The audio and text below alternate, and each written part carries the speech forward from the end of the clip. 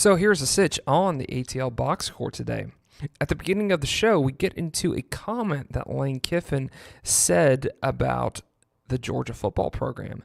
Then we have Sean McAvoy on the show to give us his quarterback knowledge and also get some opinions on what he thinks about guys retiring early from the NFL. This is the ATL Boxscore Podcast. You're listening to Football Friday. With starting a new podcast, people ask me all the time, Alex, where do you record your show at? Do you do it at your house? No, I don't do it at my house because of just a lot of different logistical factors. The place that I do it at is actually a place called Spaces, Midtown East. And Spaces is a co-working center where I get my show recorded and I get other work done. Co-working has been one of these new phenomenons in the private business sector that has popped up recently. And Spaces also has another brand called Regis, which is more of a professional brand. Spaces is more for creators like myself. But to tell you more about these special brands in the business world is Mr. Steve Choi. Thanks, Alex. I appreciate those kind words. We absolutely love having you and ATL Boxscore as part of our space. It's always great when we see you doing your work. But absolutely, Spaces and the Regis concept, we are both workplace providers here in the Atlanta area, but all around the world. We have over 250 Spaces locations worldwide, plus over 1,500 Regis locations. And what we're really here to do is just provide flexible options for any type of professional, whether you're an independent professional, creative, or if you're a large or small business. So we have several different types of options from small to large and memberships, part-time, full-time. So definitely come on out and check us out. Go ahead and look at the link on Alex's site and ask for Steve Choi. And if you ever come into one of our locations, let us know that Alex sent you or ATL Boxscore, and we'll go ahead and set you up with a free 5-day test drive. Yeah, you can't beat that 5-day test drive. In those 5 days, you will know if Spaces or Regis is the right brand for you. And Spaces is all over the place. They're a little bit more limited, but they're in the main areas of the city. The one we are is right in the heart of Midtown, near the Fox Theater. There's one at the Battery. There's going to be one opening up North Point Mall there. And there's also a location in Colony Square. So they are all over the metro area. At just about any major business building in the Atlanta area has a Regis in it. So just Google them. But Spaces and Regis and Steve Choi in particular is your place to do your business.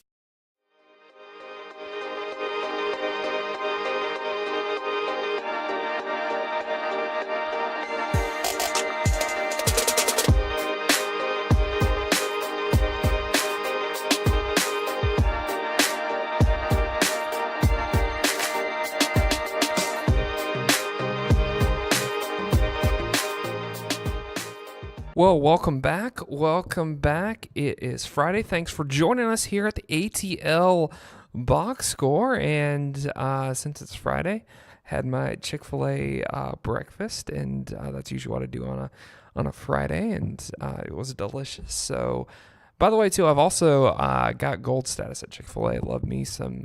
I mean, not gold status. Usually when you reach the highest level there, it's usually gold status, but it's actually red status at Chick-fil-A. So excited about that, and hopefully the opportunities that come with that. So, yeah, coming back here, I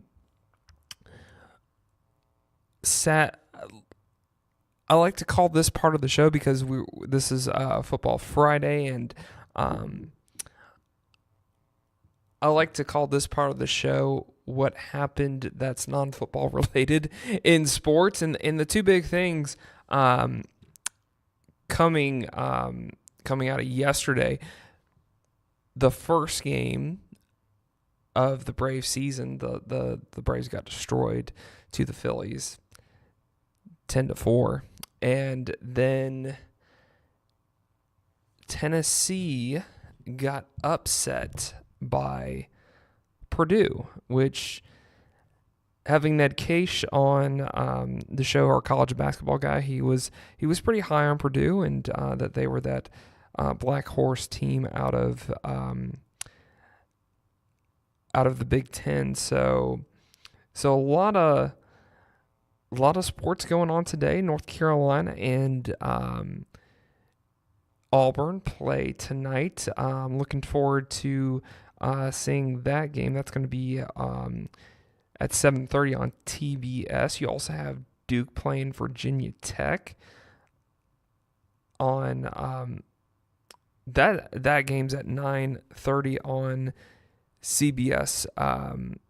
The UNC Auburn game, I'm not used to saying this, but it's actually on TBS. I think I said CBS. So UNC Auburn's on TBS. And you also have the nightcap game on TBS, Houston versus Kentucky. So those are the big headliner games in college basketball.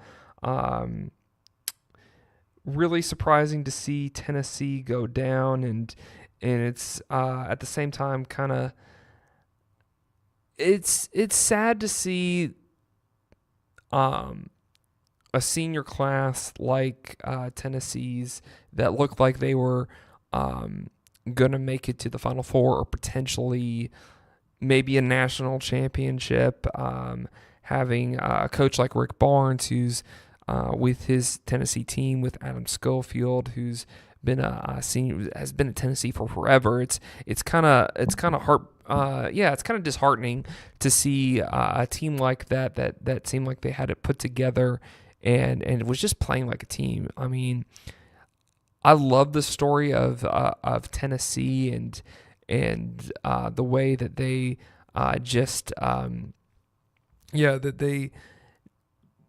just had a bunch of guys that have been there for 4 years and wanted to go out on a high note. Unfortunately, I mean, great season overall, but it's like, unfortunately, you leave exiting the Sweet 16 obviously a little bit too earlier than what you wanted to. So sad to see that happen, but still, we got a good slate of games tonight. So tonight's going to be like the big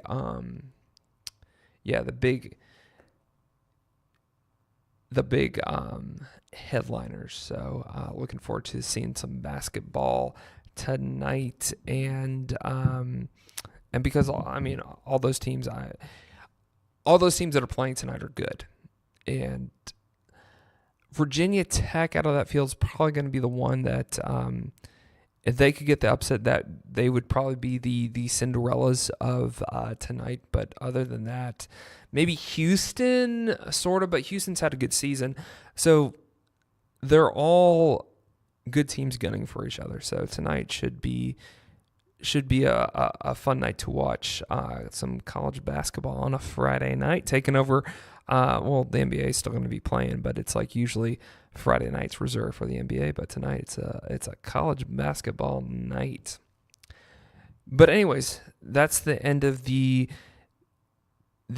sports talk outside of football, because this podcast is called Football Friday.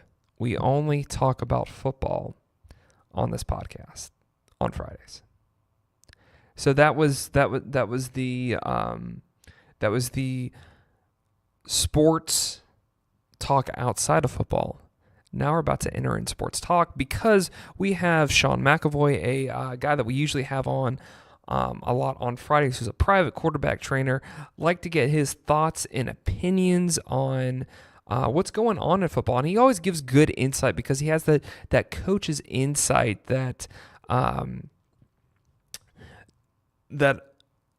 a lot of people don't have. Like, he was high on Baker Mayfield this time last year, and look what Baker Mayfield has done in the NFL. I didn't think it'd work out just because the kid is, he's undersized. He came out of a system that's I wouldn't say Oklahoma's system is close to running an NFL system, but at the same time, like, he's had a lot of success. He's grown and developed, and Sean's gonna let you know about what his secret is, why he's been so successful so far in the NFL. So we get into Sean McAvoy coming on the show, but first we're gonna get into a thing that Lane Kiffin says. And Lane Kiffin's been a little bit silent, a little bit under the radar, but we're going to get into that next. This is the ATL Boxscore Podcast. I'm Alex Berger, just me in this segment. Fortunately, no Steve Choi, but just me. So, yeah. Like, subscribe, and comment if you like what you've heard so far.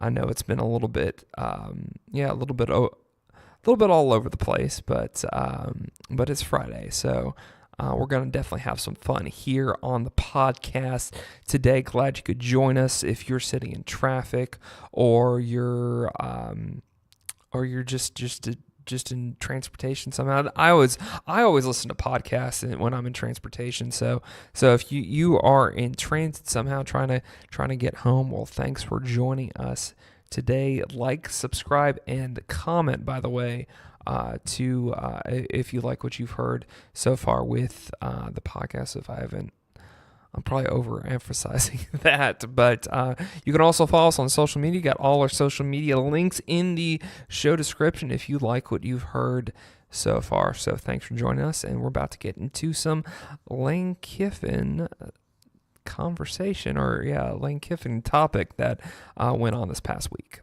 This is the ATL Boxscore Podcast.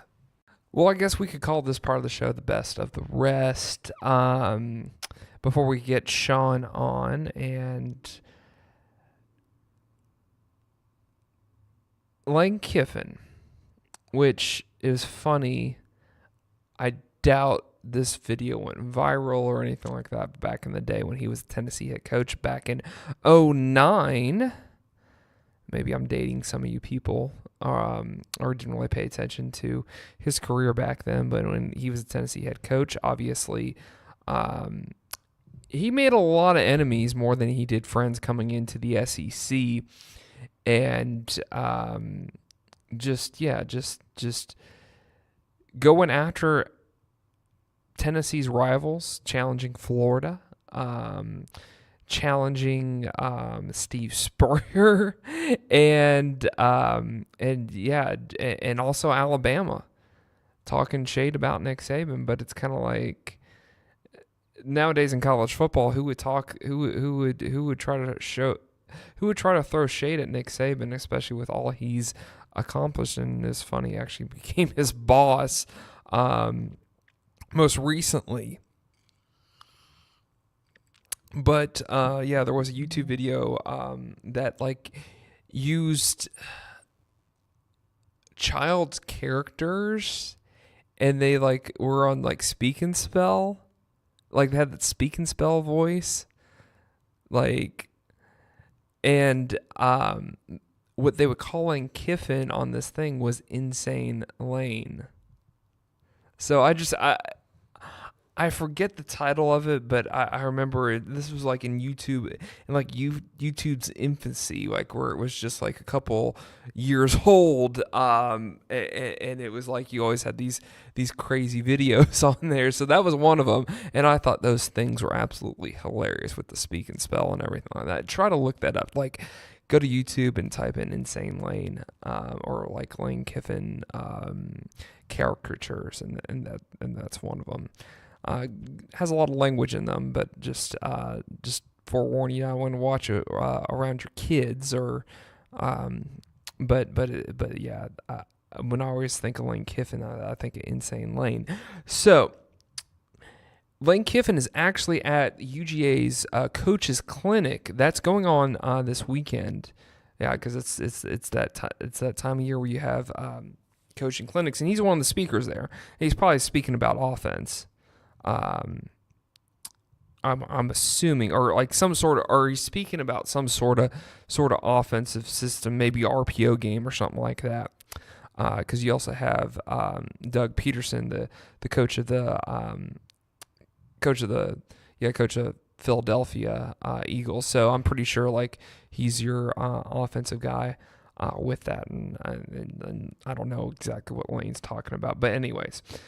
Dog Nation by Michael Carvel wrote an article that had some of Lane's comments. And when you think of Lane Kiffin, and you always think him speaking out, you always think it's a negative thing. And the title even reads, UGA could have beaten Alabama 1,000,000 times. So it makes you wonder, just with his history, the way that he would say that in his introductory speech at Tennessee that this year going down to Florida, we're going to beat Florida and we're going to be singing Rocky Top all night long, and it's going to be awesome. And other things that he's thrown shade at to or made comments about, even recently with the Alabama departure, which he pretty much burned all the bridges with Nick Saban getting out of Tuscaloosa. I mean, he burned down all those bridges and was trying to even blame Kirby Smart, or trying to not necessarily blame Kirby Smart, but trying to throw Kirby Smart under the bus with some of the things that he did at Alabama.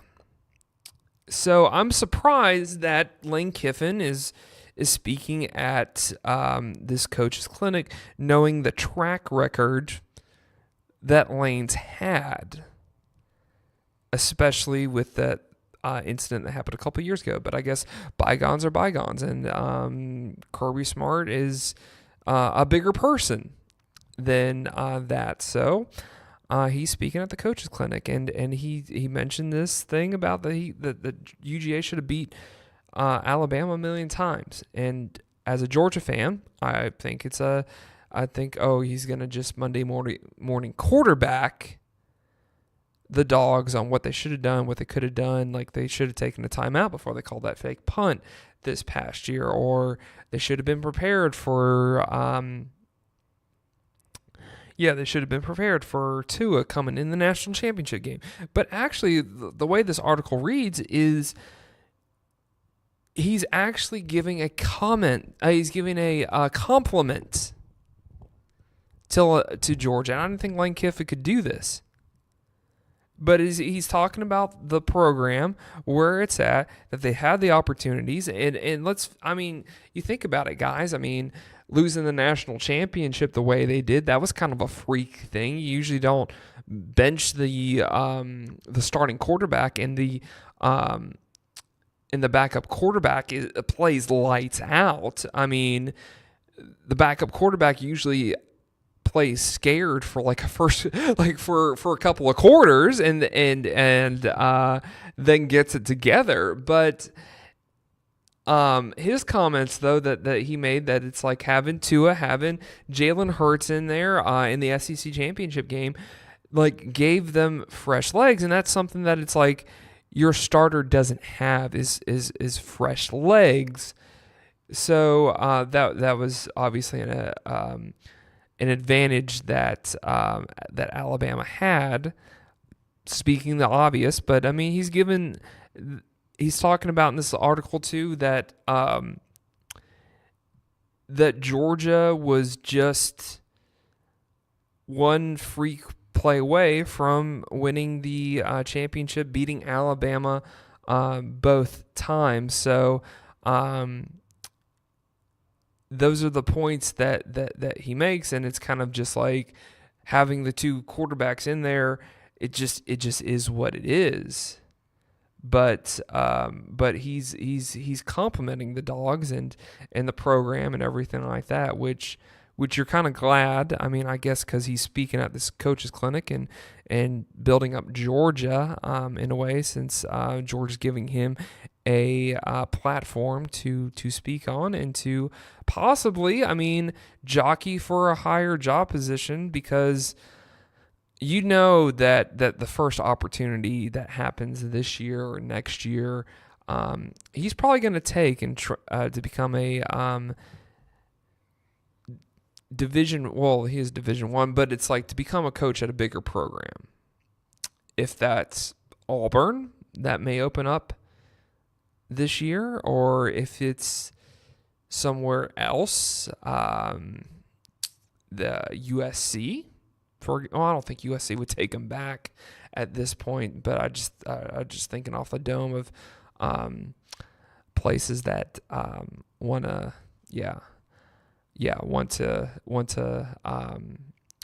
that coaches are possibly on the hot seat. I don't think, Tennessee could be in that category too. I don't think Tennessee's going to welcome him back, but whatever program, big time program that needs a head coach, Lane Kiffin's going to be one of those guys.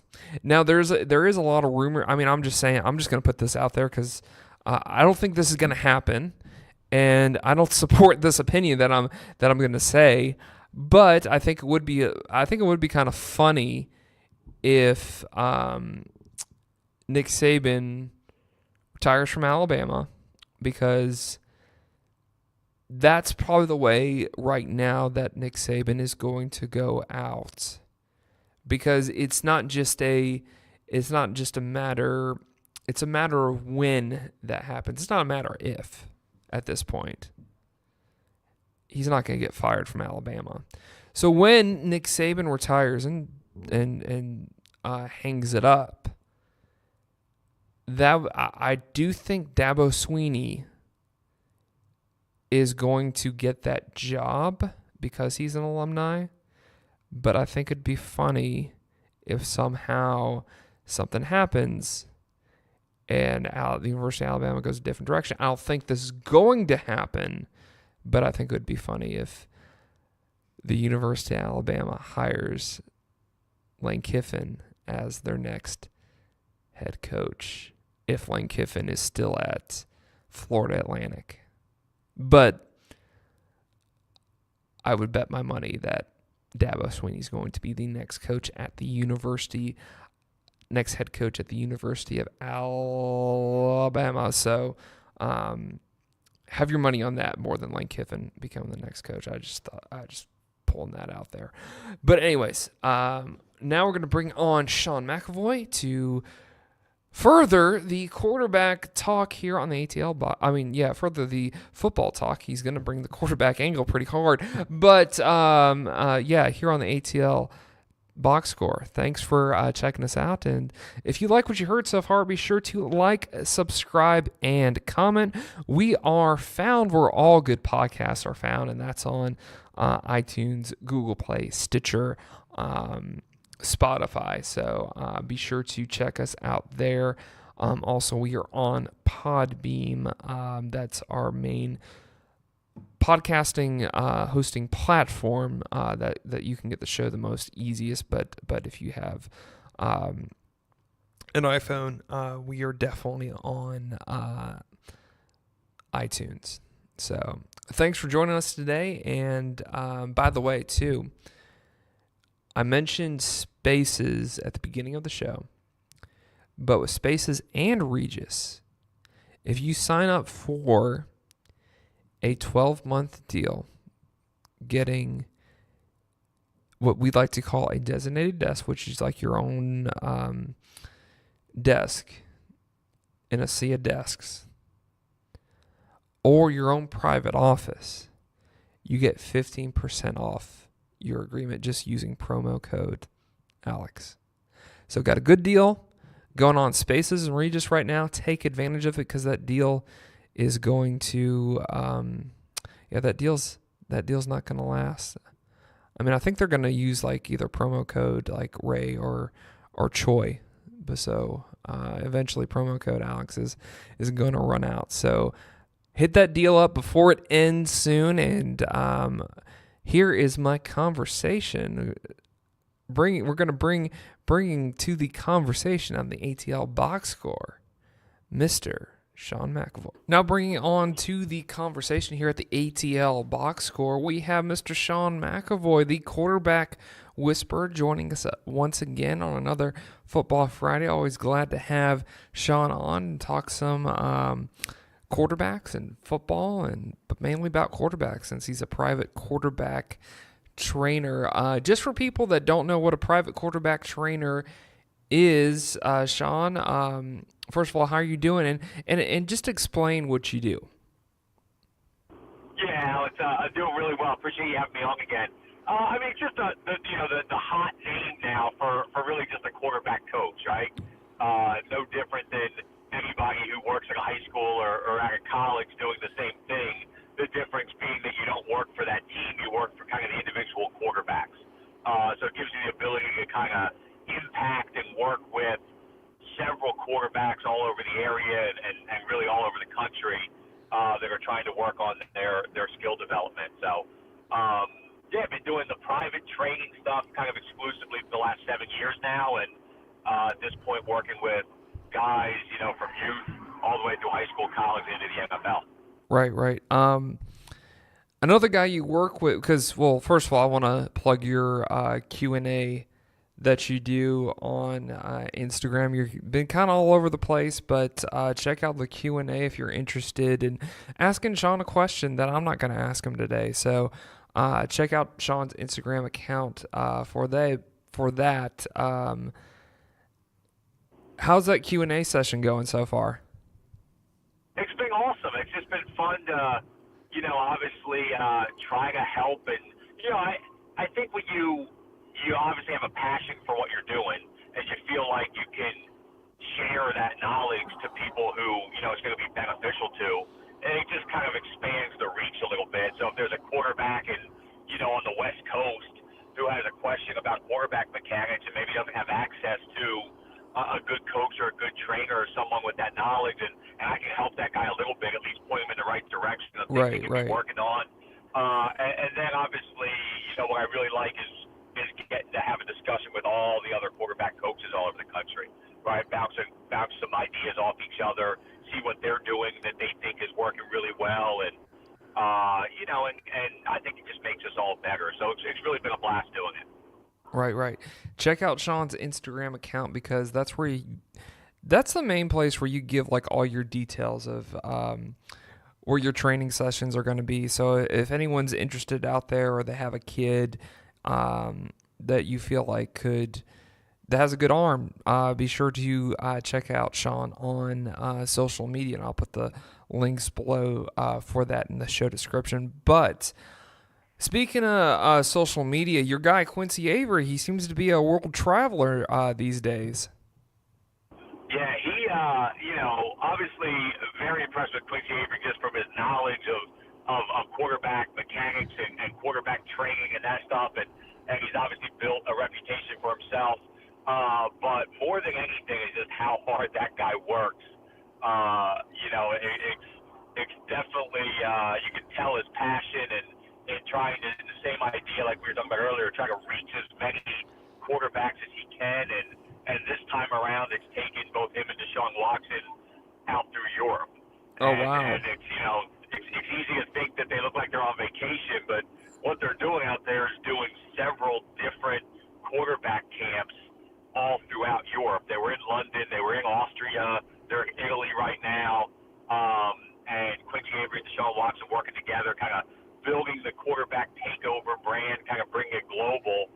But just, getting out there and trying to share some of that knowledge and help quarterbacks all over the country and all over the world now with what they're doing. I know because Eric Zier, his high school football days were in the military because his father was in the military in Germany. So I just wanted, is high school football a thing at the high school level in Europe? I think in different areas, they're certainly trying to grow. It certainly caught on. I mean, you're seeing what the NFL's even doing, right, in trying to have more games overseas and, obviously in Mexico and in Europe as well. NFL Europe's there for a little while, and trying to just continue to grow the game.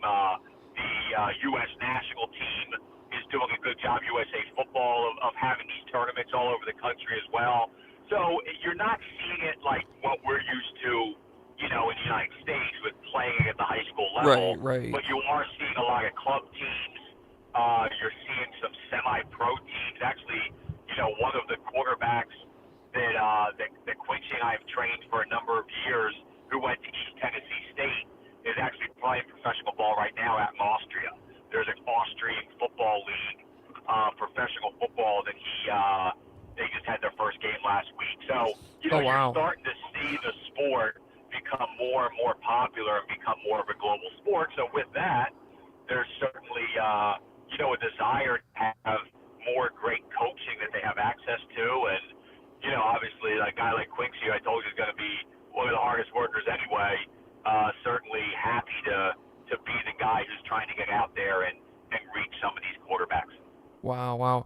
Yeah, you never know the reach of football, because I know in Japan, Boise State's popular. I don't know if it's because of their color scheme or whatnot, but some reason Boise State's popular in Japan. And but overseas, the only thing I've heard about are that with these military installations, you have high schools competing against each other in that. So that's really cool how it's taken off. And just to think, before we were about to record this call, that we were figuring out what we're going to talk about. So with you on the show, Sean, we always go a different avenue and bring up something that it's like I would have never thought of. There's always something going on, man. So it's absolutely. I'm glad we're able to get into that a little bit. Right, absolutely. Now, shifting our attention to here in Atlanta, Georgia Tech had their first spring practice with Jeff Collins, their new head coach, and Dave Patenaude has pretty much just blown up what Paul Johnson has done there, and they're obviously in a quarterback competition right now with Tobias Oliver, and he looks like he might be the front runner in that category right now. It'll be interesting when your boy gets on campus to see how he does, but at the same time, this is the first time in a while these guys have taken snaps out of the shotgun. So I just want to know, from a quarterback coming from a system where you've taken snaps under center, which is right now a foreign concept in football in general, to going to the shotgun, what are the adjustments you have to make? And for a player that's been playing in a system like that, because he probably played in a system like that in high school, now he got to college doing the triple option stuff, now that's gone extinct and you have to take snaps out of the shotgun. How much of adjustment is that, or is that are we just making that more of a big deal than it actually seems? No, I mean, I think anything that you've been doing most recently is where your comfort level is, and so then when that changes, you certainly have to adapt. But you mentioned it, is that the way high school football is now, it's almost harder. These guys' comfort level is in the shotgun. Right. And so now it's those few schools you go to at the college level that force you to go under center. There's a little bit of an adjustment, no different than the college to NFL transition, where, college quarterbacks across the country, and, they become a rookie now, an NFL team, and so much of it's under center. John Elway's made a big deal about being really good under center and how that, adds value to an NFL quarterback's potential and things of that nature. But where we're at now more and more is quarterbacks, even at a young age, realize that they need to be proficient in both, right? It's one of the things we talk about with quarterbacks that I train is, hey, regardless of what you do now at your high school or with your youth team, you want to make sure that you give yourself as many opportunities for growth and as many upward mobility opportunities you can. You never want to be limited to a certain school or a certain type of offense that you can play for. And think now at a young age, these quarterbacks are working both mechanics from the shotgun and mechanics from under center. And while there's always going to be a little bit more of a comfort level in the one they're doing most, at least they've been exposed and feel somewhat comfortable in both situations. So Right. I think what you're finding at Georgia Tech is quarterbacks that, although they've been under center most recently, kind of go back to the comfort level when they were in high school. And the reality is, I think it's always easier to make the transition from under center back to shotgun than it is to make it the other way. So I think, if anything, you probably find these Georgia Tech QBs being like, okay, I'm 5 yards back away from the defense. I can stand up. I can have a better vision of where the defense and where the secondary is. I can see the coverage. I feel like I have a little bit more time. I don't have to work on getting as much depth on my drops as I would under center. And I think, if anything, it makes the game a little bit easier. So I would imagine even the quarterbacks that maybe weren't super comfortable in the beginning are certainly taken to it now. For shorter guys, for shorter quarterbacks, because pretty much what they have at Tech is guys that could play fullback or running back, they have them under center with that option system. So I'm wondering, for shorter guys that aren't the 6'5" type of guys, is it easier to take snaps under center? I mean, is it easier to take snaps in the shotgun because you don't have the height advantage than versus going under center? Yeah, I'd argue it's a little bit easier in shotgun, although, I don't think it's that big of a difference one way or the other. The myth out there is that, like, if you're 6'1", you can't see over the offensive line, and if you're 6'5", you can, right? And there's this narrative that, like, it's drastically different. The reality is, even when you're 6'5", your offensive linemen are 6'7", right? So the truth is, having vision, being able to see down the field, has a lot more to do with kind of passing lanes that get opened up in the protection. Right. And then, like you say, just the depth away from the line of scrimmage gives you an ability to see kind of through and over the line to where your receivers are in their concepts. But, I think people make a big deal about height in regards to being able to, quote-unquote, see over the line. And the reality is, I've heard, even guys that some of the 6'7" quarterbacks, they'll tell you in the NFL, I could never see over my left tackle regardless of how tall I am, and kind of downplay that. But I think the biggest deal is just being removed from the line of scrimmage in the shotgun. Right. So now you have this opportunity to, be able to catch the snap, have your eyes up, to see the coverage, see the defense's movement post-snap without having to be focused on dropping from under center while you're trying to gain that information. Right. If you're Dave Patnod, would you consider having speed option in your system for this first year of transition? Yeah, I think you have to cater. We've talked about this in the past. I remember we talked about it, when Dan Mullen took the new job, and, just when you have coordinators going into new systems and the idea that, they have the way they like to do it. But at the end of the day, any good coordinator is going to adapt his system to the personnel he has. And so when you're at a school like Georgia Tech and you have these great quarterbacks that are mobile, dual threat type players, then you certainly want to cater to their skill set.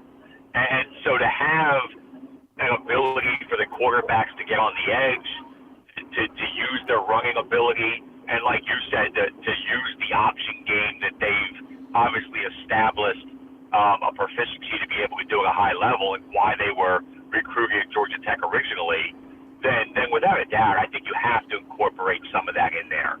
The idea that Patnod's just going to go there and throw 40 times a game with quarterbacks who, haven't been used to doing that, and maybe that's not what their skill set, gives them the best chance to be successful at, I think that would be foolish. Right. How do you feel like your guy Jordan Yates that you've trained recently. How do you feel like he's going to fit into this new system? Yeah, like I said, I think he's definitely the type of guy who, and it's rare because there's not many guys who bridge that gap between really true dual threat athletic ability, can run the triple option, and then also throws well enough to kind of transition into what, Pat Nugg's offense wants to be going forward. I think Jordan is really that dynamic type athlete who can do both. So I think he's the perfect kind of bridge between this transition year or two where you're trying to find a way to fit the talent you already have on the roster and then what they're going to do in the next couple of recruiting cycles to get the players that he thinks fits that offense, the same one they ran at Temple, to fit that offense going forward. And we talk about this all the time. Georgia Tech's maybe the one example that is a contradiction, but normally we say regardless of the offensive style, regardless of the quarterback's abilities, you have to be able to throw from the pocket. Right. And you have to be able to make big plays in big situations on 3rd and 7. And like I said, Georgia Tech was the outlier to that, along with a couple of the service academies that they would run option on 3rd and 7. But now what you're going to see out of Georgia Tech is you're going to need the quarterback that can make those throws, and that's certainly what Jordan's showing the ability to do at the high school level. It's what he's working really hard and training to continue to be able to be more consistent to do that at the next level. But then all his athletic ability on top of that can, like we talked about, allow him to do some of that speed option or zone read or whatever of the old Georgia Tech they want to incorporate into that offense. I'm really high on his ability to get there in the fall and certainly compete for that job because of his skill set. Right. I mean, at least they can use him as like an X factor. Exactly right. Because, I mean, I didn't see a lot of Temple. I mean, I saw them when they played the UCF, and it seemed like they're a pretty balanced offense, and they wanted to hit vertical passes down the field, but it's kind of like the quarterback they had in there was a pocket passer, just stood in the pocket. So it's like I couldn't really see what they would do when they have a athletic quarterback in that type of system, what type of or what plays are now available now that you have that type of athletic quarterback that Jordan brings. Yeah, I mean, sometimes you get guys. I remember, there's a famous Mike Leach quote, about he'd love to have a dual threat quarterback because of all the extra stuff he can do with them. Just unfortunately, they never get that type, right? So I think you get a lot of coaches who, like the idea of the extra that a really athletic dual threat type quarterback can do. If the protection breaks down, if you get pressure, quite honestly, if you're just in a bad play call that doesn't work, this little bit of creativity and a guy that can make plays with his feet can somehow get you out of a bad situation. And I think that's always a nice thing in the back of an offensive coordinator's mind to have that guy. Now, I don't think anyone will trade a quarterback who can make really good decisions and make really good throws for a guy who's just really athletic, right? You don't want one or the other necessarily. But yeah, the guy who can do all those things that a quarterback has to do in Division I football, but also has a little extra to him, I think that's certainly interesting. I think there's probably a little part of Jeff Collins and Pat Nod that, are, really salivating over the idea of getting to run this offense and being the same type of explosive, trying to generate big plays in the passing game offense. Right. With that little extra thrown in. Right, absolutely. This is still like the year because, this is the time of year where we talk about the draft a lot, and we talked about the different quarterbacks that are in the draft with you, Sean. But the guy that you're high on a lot recently has been Drew Lock.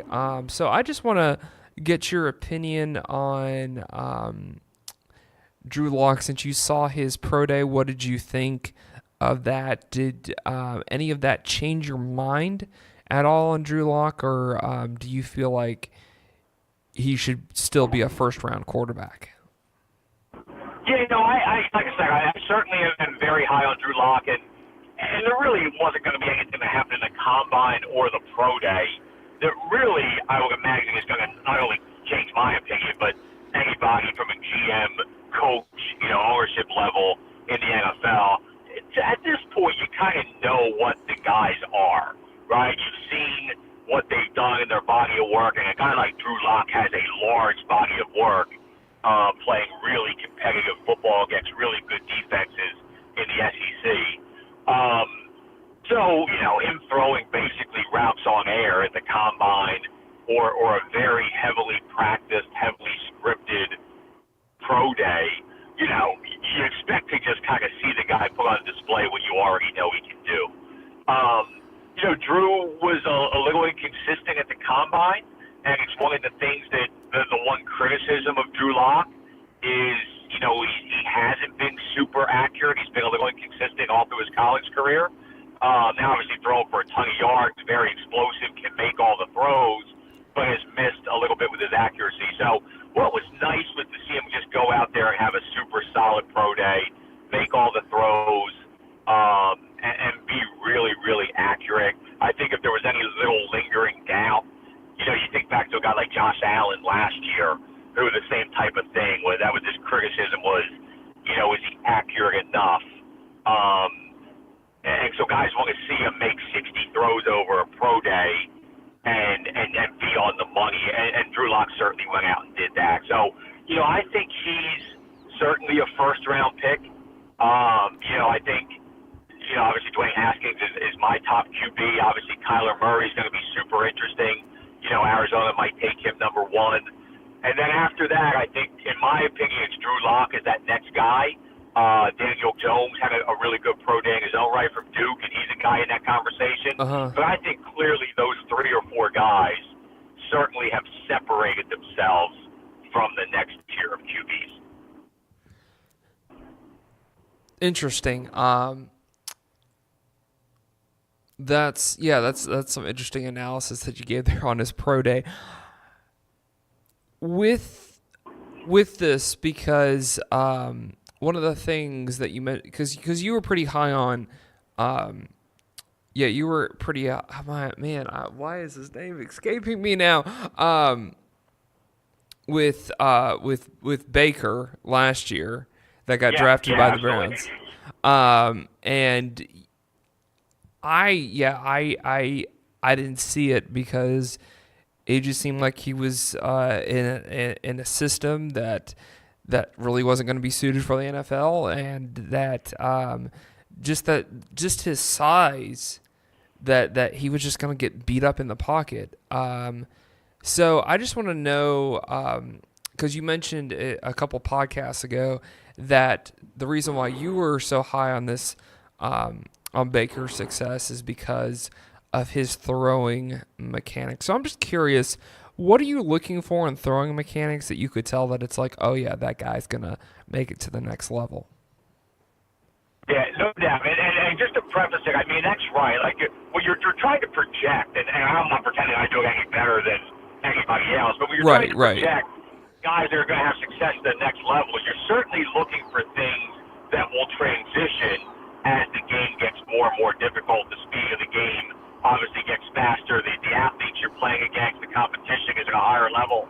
So, sometimes, as we've seen in the past, the guy who's just a great athlete doesn't translate all the time, right? Because now the defense is faster and the windows close quicker, and, we've seen a lot of guys that haven't panned out at the next level. So in my mind, though, really consistent throwing mechanics is something that's going to translate regardless of what level you throw or play at, right? So if you are under control and stable at the top of the drop, you kind of always get yourself in a really good, position right before you throw. So if we're talking about throwing from like a stationary or an on-platform position, the more consistent we can get where every time we throw, we're in that same stable base, and then we're utilizing consistent mechanics, right? So, quite simply, I'm throwing it the same way every time. My arm moves the same way. I'm generating power the same way. Then, commonsensically, the result's going to be I'll get more consistent accuracy, right? If I do it the same way every time, my results are going to be the same every time. So, guys that can do that are guys that I would bet on having a high level of success, because even though everything else gets more difficult, his mechanics won't change. So more specifically, what we're looking for is a guy that generates power really good through his hips and core. A guy that, you know, the way we've simplified it, talk about going from like good start to good finish in the throwing motion. The idea of starting with a really good consistent base and then finishing stable and under control, not over rotating, not falling over through the finish. And then a guy who has a really consistent and fast arm. So we're talking about a nice, tight, circular arm path, if you can imagine that. And then the speed from the time he separates, which is basically like decides to throw the football till the time the ball's out of the hand. You know, guys that can move their arm quickly, and it keeps them really sequenced up with that good power they're generating. Those are the types of guys that they get constraints in the game. You know, they get more pressure. They're having to process coverages at a much, you know, quicker time frame. The guys that are really consistent top to bottom with both power and their arm path are the guys you usually see excel. And so Baker Mayfield was that guy for me last year. I didn't think there was anybody better mechanically. And I'm really, really high on Drew Lock's mechanics, and I feel like that's a guy who's going to be able to translate in that way as well. Right, absolutely. Yeah, I always thought that was interesting when you mentioned about Baker Mayfield and his mechanics kind of separate him from a lot of the rest. Because I heard too, with the setup with the ball, when you arc the ball back, and you extend your arm out before you're about to throw. I heard a lot of coaches look for that in guys. Yeah, and like I said, there's obviously all these really minutiae specific things that you're looking for. But what it boils down to is being efficient and being fast. Right. So regardless, and guys will differ. There's certain guys that like different things in the arm path, but you know, you want it to have little to zero wasted movement, because the key is how fast can you get it through. And so those guys that are efficient and fast are the guys that certainly have what you're looking for. And then the last piece of that is, once you have it efficient and fast, then do it every time. Have it be repeatable and consistent. And as we're talking about mechanics, we're talking about Drew Lock, I'd be remiss not to kind of give a shout out to Justin Hoover, who has been the quarterback coach who's been working with Drew Lock since high school, and certainly is a guy that I give a lot of credit to for helping Drew Lock build a lot of those really consistent mechanics. Is this a guy that's out of Missouri? Yeah, that's correct. Yep.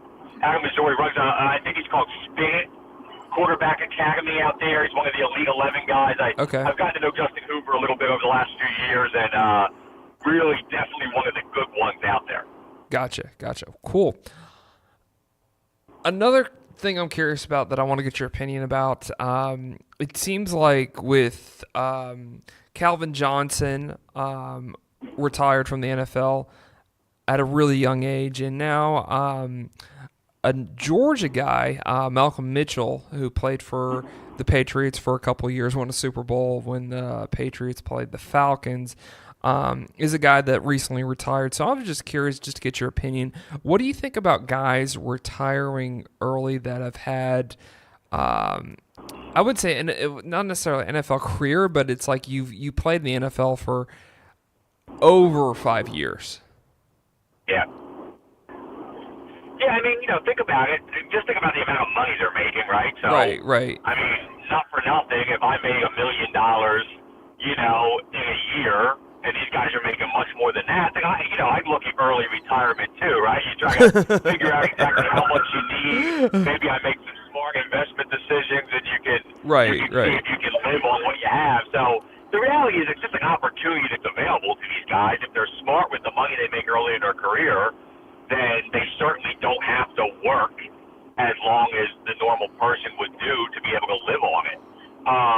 That coupled with all the stuff we know about these athletes being more in tune now, more educated on kind of the toil of playing this game of football takes on their body. And I'm not talking concussion and CTE, but just in general, like bad backs and, hip replacements and things of that nature, where they've seen the guys that come before them and seeing some of the things they're physically suffering with.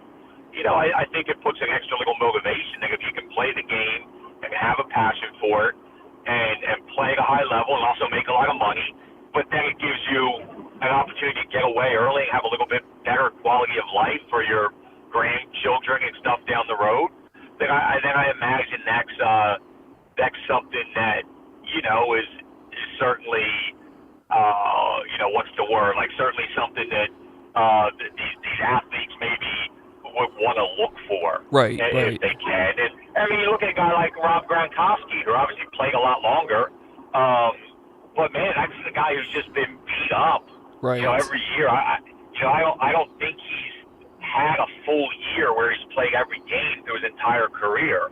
And another guy who, certainly talented, probably still the best tight end in the NFL, but decided to hang it up a little bit early, right? So there's always going to be the Drew Breeses and the Tom Brady's of the world that play forever.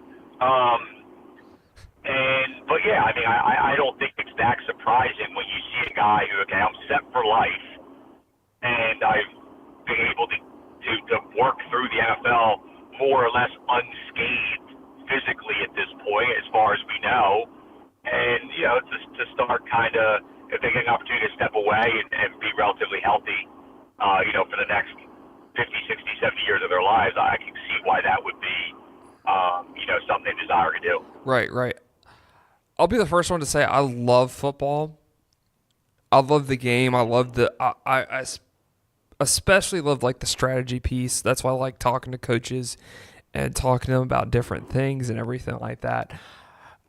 But when it comes to the professional level, and I'm of the opinion that it's like a good NFL career is 5 years. If you can make it for 5 years, then you've had a good NFL career. Just longevity, not from a pay standpoint, but I could see how that could pay off eventually.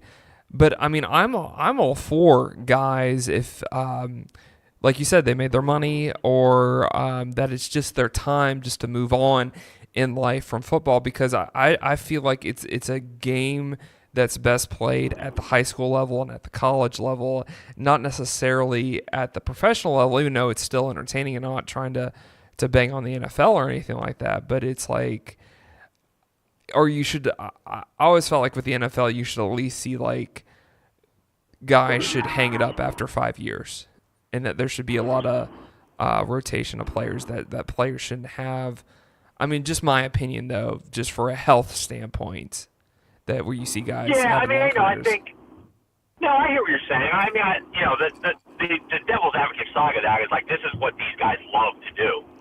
Absolutely. Yeah, so like, they want to chase their passion, and some of the guys you literally have to drag off the field because, it's more than just a game to them. It's more than just their livelihood. It's literally what the most important thing they think they do, and that they love doing it each day. Just like anybody else who is doing a job that they're really passionate about, a scientist who's trying to, figure out the cure for cancer. Like, you can't drag them away from that passion. Right. And certainly not equating playing football to, scientific research, but you get my point. Like, right. Well, I mean, I love eating ice cream. I could eat ice cream all day, but I know that it's not good for my health. Yeah, no, I think it's a fair point, and I think it's, why obviously the changes that have been made over the last 3, 4, 5 years, with some of the safety stuff, and just like I said, the players being more educated, the way they prepare now to go through that grueling season and try to take care of themselves better. It's definitely an individual decision that each one makes, and certainly, just like I wouldn't fault anybody's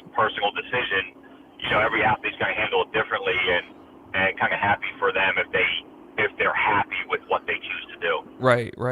Yeah, and it's like with Malcolm Mitchell, with Rob Gronkowski, it's like they both have Super Bowl rings. Rob has a couple of them, so it's like they've made their money and they've achieved all that they could achieve in a short time in the NFL.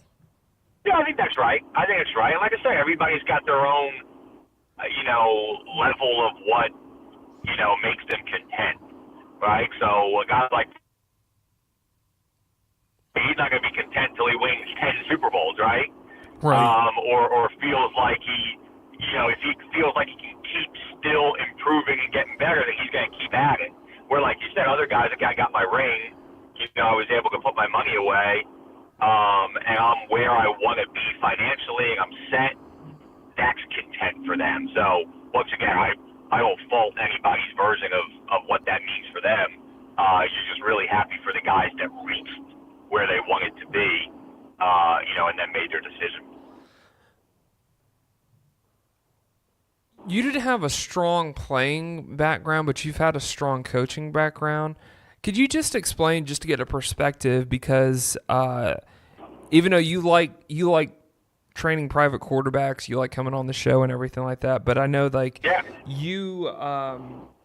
you definitely have a passion for coaching, and you definitely, any opportunity you got, because this past year you were coaching at Buford High School. So just kind of explain that it's like, and I could see that for the same thing for a guy who's played majority of his life, that it's like if he can, like Jason Witten, who stepped away from the game and now all of a sudden is a Cowboy again. Like, just explain that aspect of it. Yeah, I mean, and it's not to pretend like everybody who plays football at a high level loves the game of football, right? And in the same way that there's probably private quarterback coaches who don't actually love to train quarterbacks, right? Maybe they're just doing it for the money, or they're doing it because they think it sounds cool, or, whatever the case may be, right? So it's not certainly for everybody. Everybody's passion's a little bit different. Some guys like to play the game for what the game gives them. And maybe it's not just financially, maybe it's the platform to look at a guy like Tim Tebow. I think a lot of his passion, obviously he loved the game of football, but he also gave him a platform to reach other people through that game of football and talk about other things he was super passionate about. Right. So I think it scratches a lot of different itches for people, but no doubt the guys that, love it's all they know and they feel like they're really good at it, and it gives them a sense of pride and accomplishment to play at a high level, it's really hard to walk away from that. And it's really no different than the CEO of a big company who, retires, and then 6 months into retirement, they're like, I don't like sitting around and playing golf and going to Europe. Like, I want to work again. I want to get back in the boardroom and do, I think that's what you saw with Jason Witten, and you see, you saw it with Brett Favre, trying to retire and go back, you saw it with Michael Jordan, and it's all these, quote-unquote great ones that, it's what they do best and what they love doing, and life without that maybe doesn't seem as complete. And maybe that's a negative, too. Maybe you really, if you care about these guys, you'd like to see them be able to find something else where that made them that happy, but some of these guys, they just haven't found that fulfillment, and it draws them back to the game. Like, once again, if that's what they want to do, then I'm all for it. Right. Well, good stuff today, Sean. Really appreciate you coming on, and yeah, this isn't really a time we got to talk about football when football's not really talked about. It's about Sweet 16 and Purdue getting that huge upset against Tennessee, but I'm glad we could have you on. Glad we could talk football today. Yeah, no problem, man. It was always loved doing it, obviously, and like I said, that's the cool thing about football in general. It's why it's expanding into Europe and everything else, like we talked about at the beginning of the show. Was it's just a game that people love, and there's always something to talk about and always storylines. And no, man, I think we could probably find anything to talk about every Friday if we ever wanted to. So I appreciate you having me on again, Alex. Well, just quick before I let you go, I just thought about this. The AF, the AAF. What are your thoughts so far on that league? Because it just seems like to me that it's still a developing product, but it seems like a decent product right now. Yeah, I mean, I think the biggest thing to do when you look at the AAF is you got to separate like the quality of play on the field from what the AAF is as like a business, right? So I agree with you. I think the play on the field is actually really good. I think they're playing a high level. I think you're definitely seeing players on the field in the AAF every single weekend, and I think every team has at least 2 or 3 of them that you can see contributing to an NFL team as early as next year. I always look quarterbacks first. There's definitely 2 or 3 quarterbacks in the AAF that I would imagine have to be getting serious looks going into training camp last year or next year of being on an NFL roster in a backup role or maybe a practice squad role and being able to contribute to that team. That's what's on the field, and I think that has a chance to be really successful. Now, you look at the AAF as a business, and the very little bit I've read, financially they seem to be in a lot of trouble. They keep trying to get people to put a little bit more money into it to keep it afloat. Right. Obviously, early on there were talks about maybe not even be able to make payroll. I just read an article yesterday that, thought as early as this week that the whole league might fold. They're 8 games into their 10-game season, and it could be over, just like that. So right. The business side they got to figure out. They're trying to find relationships with the NFL. They're trying to find ways to become more like a minor league system, similar to like what AAA baseball does with Major League Baseball. Find a way to have some of the practice squad players on active NFL teams play in the AAF. But there's all these collective bargaining arguments. There's all these, potential well-being and injury concerns that they'll have to work through. Right. So whether that happens or not from a business side certainly doesn't look promising, but hopefully they can figure it out. But from a play on the field, I'm certainly a fan, and I think they're doing a lot of good things. Who are some of those quarterbacks that you saw that you think could make NFL rosters? I knew as soon as it came out of my mouth that was the next question. So Luis Perez, I'm super high on. Okay. Another quarterback, and I think it's Walford, maybe. I'm trying to think of his backstory. And I know the college he played at, and I'm drawing a blank on all of it, but because you're on the road right now. I got you. Yeah, so I don't even have the chance to look it up super quick, but I'll ask you again next time, and you'll be more prepared. Yeah, we'll get more into it, but there's definitely a couple guys who consistently have been playing at a high level here, and it's like I said, it's not NFL competition they're playing against, but I do think it's a really, really good level of competition they're playing, and there's certainly a handful of guys who either have NFL experience or potentially can. But once again, it goes back to what we talked about with the mechanics of Drew Lock. When you see a quarterback do things consistently, that's going to translate regardless of the level they play at. And there's certainly a couple guys in the AAF who I think have that potential. Gotcha. Well, thanks, Sean, for being on. Where can we reach you at on social media, especially to be a part of your Q&A?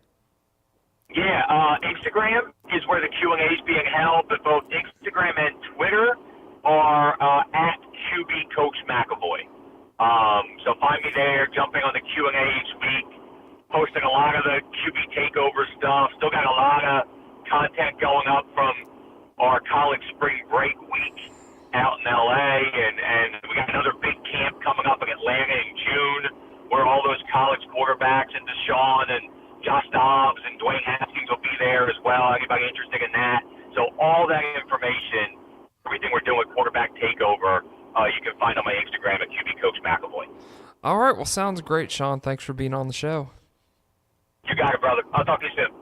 Well, we're going to end the show on a little bit of a sad note. Brandon Adams defensive lineman for Georgia Tech, passed away at the beginning of the week, and that's sad to see a 21-year-old man go out that way at 21 years old. So just wanted to say that our thoughts and prayers go out to the family of the Adams family, and unfortunately it's tough to see a kid like that who was so young and just pass away, and who had so much potential, and who was part of the team, and just recently. And I read an article about it this past week, and one of the things they pointed out was, and it was in the AJC, that they talked about that Coach Collins, and this is another testament to Coach Collins, that he talked about, that they hugged, and they said that that they loved each other. So that was pretty awesome to hear about. But also too, I like how Jeff Collins kind of left it up to the team leaders, to the seniors to decide if they were going to practice on Tuesday or not. But they decided to practice because they said that's what Brandon would have liked to seen them done. So sad story coming out of Georgia Tech this at the beginning of the week. But our thoughts, our prayers here at ATL Boxscore goes out to the Adams family, because the guy had so much potential, just not as an athlete, but just as a man, and it's just sad to see what happened with that situation happen. So with that being said, this is the ATL Boxscore Podcast. I want to thank Sean McAvoy for coming on the show, talking quarterbacks, football, and all that fun stuff. And also, too, wherever Steve Choi is, our thoughts or prayers are with Steve right now, whatever he's doing. I don't know where he is. Didn't show up to work today. So if you see Steve Choi, tweet us about it at ATL Boxscore, because he's missing right now. I miss him. Hopefully he can come home soon. So with that being said, thanks for checking us out, especially if you're listening to this part of the show, wrapping up the show. Be sure to follow us on social media. Check us out on social media, ATL Boxscore on all platforms, Insta, Facebook, Twitter. I think it's funny how Instagram has come now Insta, even though I say that, but I wonder if they'll shorten Facebook to FB and T, and so that would actually be kind of funny if the millennials do that. So I always like how I pivot with so thanks for checking us out today. Sure to follow us on social, comment, subscribe. We are everywhere where you can find good podcasts. And I hope that you would put us in that good podcast category, because, this show, is a show that that hopefully what our goals here with ATL Boxscore is that we want to be just like sports talk radio, but with a different angle. And if you're tired of sport, and if you're tired of just the average sports talk radio, hopefully this can give you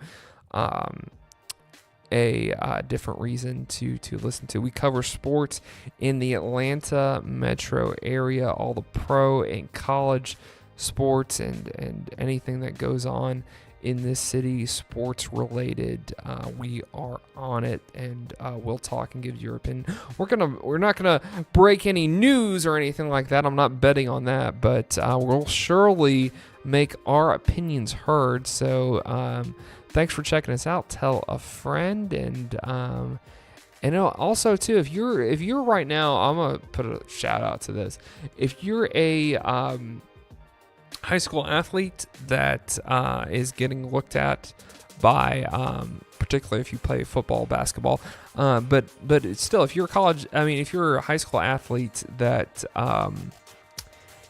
is getting some exposure by some big colleges, but you would like a little bit more exposure, be sure to reach out to us on Twitter if you want to be on the show, and we'll definitely let you be on the show. Or if you know someone, if you're listening, you know someone that hasn't gotten a lot more hype as a high school athlete, that you know he's good, you know he's D1, definitely reach out to us and through our social media, and we'll definitely get back to you guys, because I don't want to put any phone numbers out on the air, because since this is a public entity that the crazies, I don't want the crazies getting my number, just to say the least. But thanks for checking us out today, and I hope you have a good Friday. Take care of your guys. Take care of yourself this weekend. The weather looks to be pretty nice, and usually when that happens, the DUIs go up. So be aware of that. I'm just putting that out there, and hopefully take that Claritin too, because that pollen count's gonna go through the roof this weekend. I just see that coming. Well, with that being said, this is the ATL Boxscore Podcast. Thanks for checking us out today. Take care of you guys. Take care of each other out there. If you're at the bar. With that being said, we are at we 44. Hank Aaron's old number. That was the last one. So we are at episode 45. So episode 45 is